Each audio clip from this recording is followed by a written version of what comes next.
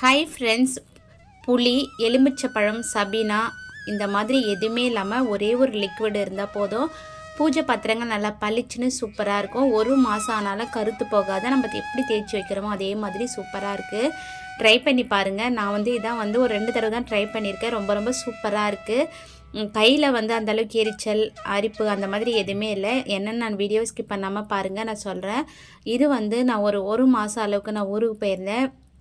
இது பூஜை பாத்திரங்கள் பூஜை அறையில் இருந்ததும், அதுக்கப்புறம் வெளியில் வச்சு சாமி கும்பிடுவோம் இல்லையா, அங்கே இருந்ததுனால மழை தண்ணிலாம் பட்டு இந்த மாதிரி நல்லா கருத்து போய் இருக்குது. இந்த மாதிரி இருக்கும்போது இப்போ புளி சபினாலாம் ரொம்ப வச்சு அழுத்தி தேய்க்கும் போது கையெல்லாம் ஸ்க்ராட்ச்லாம் விழும். அதனால் நான் கடையிலேருந்து ஒரு பொருள் தான் வாங்கிட்டு வச்சுருக்கேன்.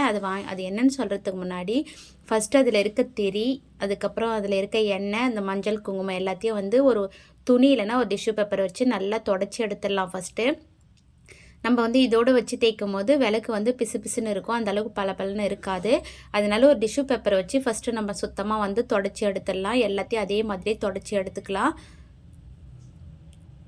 நான் கோவிலுக்கு போயிருக்கும் போது ஒரு அக்கா சொல்லியிருந்தாங்க, பூஜை பாத்திரம் அடிக்கடிக்கு தேய்ச்சி எடுக்கக்கூடாது, அதேமாதிரி பூஜை அறையும் அப்பப்போ சுத்தம் பண்ணிக்கிட்டு சாமி ஃபோட்டோலாம் துடைக்கக்கூடாது, மாதத்தில் ஒரு நாள் தான் அப்படின்னு சொல்லியிருந்தாங்க.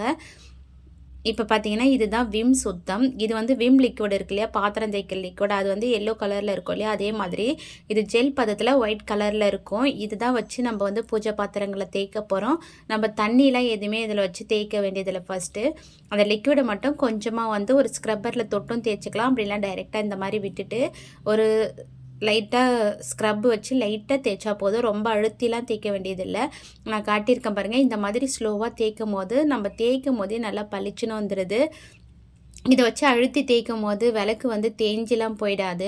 ஏன்னா அதில் இருக்க அழுக்குகளை மட்டும்தான் எடுக்குது. விளக்கு நல்லா பாலிஷ் போட்ட மாதிரி சூப்பராகவே இருக்குது. நான் யூஸ் பண்ணிவிட்டு ஒரு மாதம் அளவுக்கு நான் விளக்கு தேய்க்காமல் வச்சுருந்து பார்த்தேன். அதை எடுத்து தேய்க்கவே மனசு இல்லை. அந்த அளவுக்கு நல்லா பளிச்சுன்னு சூப்பராக இருந்து நான் தேய்ச்சிட்டு காட்டுறேன் பாருங்கள்.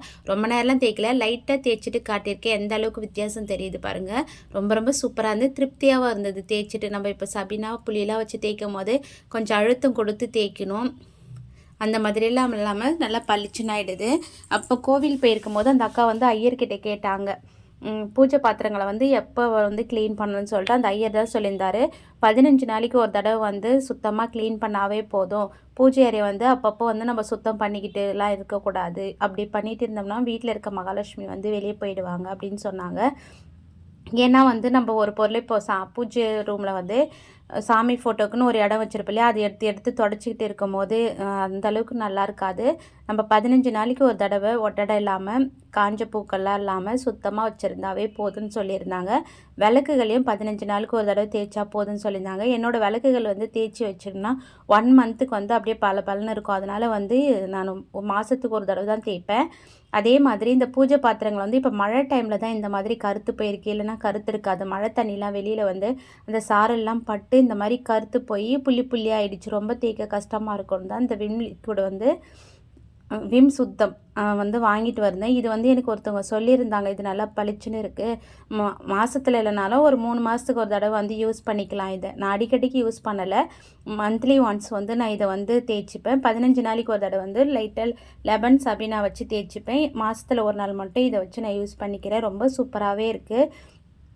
பூஜை ரூமே பார்க்க நல்லா சூப்பராக இருக்குது. இந்த மாதிரி எல்லாத்தையும் வச்சு தேய்ச்சிக்கலாம். அந்த கருப்பாக இருக்கிற இடத்த கூட நம்ம இந்த லிக்விடை வச்சு தேய்க்கும் போது வந்துடுது. நம்ம அழுத்தி தேய்க்க தந்தாலும் தேய்ச்சிக்கலாம். நான் இப்போ டைம் இல்லைன்றதுனால லைட்டாக கடகடன்னு எல்லாத்தையும் தேய்ச்சி எடுத்துட்டேன். இப்போ நான் வாஷ் பண்ணிவிட்டு உங்களுக்கு காட்டுறேன் பாருங்கள். இதே மாதிரி தான் எல்லா பாத்திரங்களையும் லைட்டாக தொட்டு நான் தேய்ச்சிருந்தேன். இதுதான் நான் வெளியே ஏற்றுற விளக்கு சாமியாண்ட, அதை கழுவிட்டு காட்டுறேன் பாருங்கள். இந்த அளவுக்கு பளிச்சுன்னு இருக்குது. லைட்டிங் எனக்கு அதிகமாக இல்லை, அதனால் கொஞ்சம் பளிச்சுன்னு தெரியல. மற்றபடி நல்லா பளபளன்னு சூப்பராகவே இருந்து. இப்போ நம்ம இதை நல்ல தண்ணியில் வாஷ் பண்ணிவிட்டு உங்களுக்கு நான் காட்டுறேன் பாருங்கள். 2 விளக்குமே தேய்ச்சிட்டேன். 2 விளக்குமே வித்தியாசம் தெரியும்.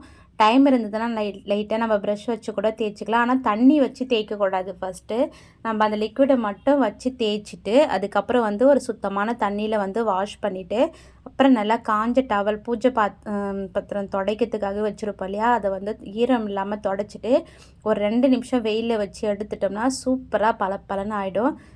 இப்போ பார்த்தீங்கன்னா தெரியும். இப்போ வந்து நான் தொடச்சிடுறேன். தொடச்சிட்டு ஒரு 2 நிமிஷம் நான் வெயிலில் வச்சு எடுத்துகிட்டு வந்துடுறேன். எடுத்துகிட்டு வந்துட்டு நான் வந்து நல்லா காஞ்சதுக்கப்புறம் ஒரு காட்டன் துணியில் லைட்டாக விபூதி தொட்டு தேய்ச்சிட்டேன். நான் சபீனா புளி, லெமன் இதெல்லாம் வச்சு தேய்ச்சா கூட லைட்டாக எனக்கு விபூதி வச்சு தேய்ச்சா தான் இன்னும் பளிச்சுன்னு சூப்பராக இருக்கும்.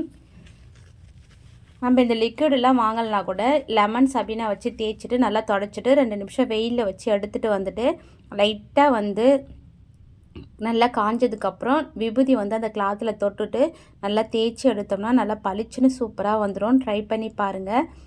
இப்போ பார்த்தீங்கன்னா பூஜை பாத்திரங்கள் எல்லாத்தையும் நான் சூப்பராக ரெடி பண்ணிவிட்டேன். பொட்டு வச்சுட்டு பூஜை அறையில் வச்சு உங்களுக்கு காட்டியிருக்கேன் பாருங்கள். பூஜை அறையே ரொம்ப அழகாக சூப்பராக இருக்கும். விளக்குலாம் வந்து நல்லா பளிச்சுன்னு இருந்தால் தான் பூஜை அறையே ரொம்ப அழகாக இருக்கும். இந்த 2 விளக்கில் மட்டும் நான் லைட்டாக விபூதி வச்சு தொடச்சிருக்கேன். அதனால் வந்து விளக்கு வந்து ரொம்ப நாளைக்கு ஒரு மாதம் இல்லை 2 மாதம் ஆனாலும் விளக்கு கருத்து போகாமல் நல்லா பளபளன்னு சூப்பராக இருக்கும். இந்த வீடியோ பிடிச்சிருந்தா சப்ஸ்கிரைப் பண்ணி சப்போர்ட் பண்ணுங்கள். Bye friends.